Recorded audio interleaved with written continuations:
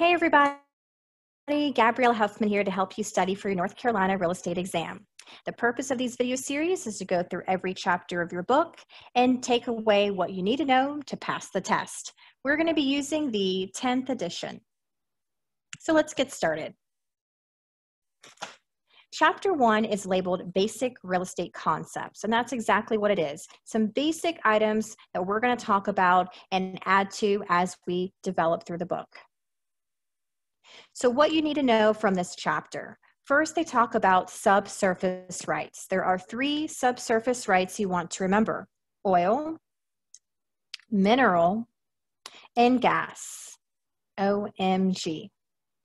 These subsurface rights can be severed, and because of that, the North Carolina Real Estate Commission does require of most sellers to disclose whether they have severed or intend to sever.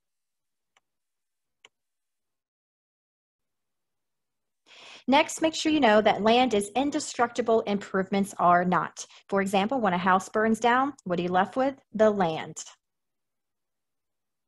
Uniqueness of land gives rise to the doctrine of specific performance. This is important to understand. A great example of this would be a buyer and seller that are under contract, and the seller decides, I don't want to sell anymore. So the buyer can sue the seller for specific performance. What are they suing for? To carry out the terms of the contract, not monetary damages. Economic characteristics, these are things that influence value. Your book gives you an acronym: SLIP, scarcity, location, improvements, and permanence of investment. Who is required to have a license will be all over your test. This is something very important that we'll add to later on, but right now, here's an acronym to help you. LL Beaners. This stands for list, lease, buy, exchange, auction, negotiate, refer, and sell.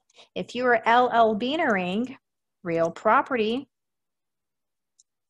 for others for compensation, you need to have an active North Carolina real estate license.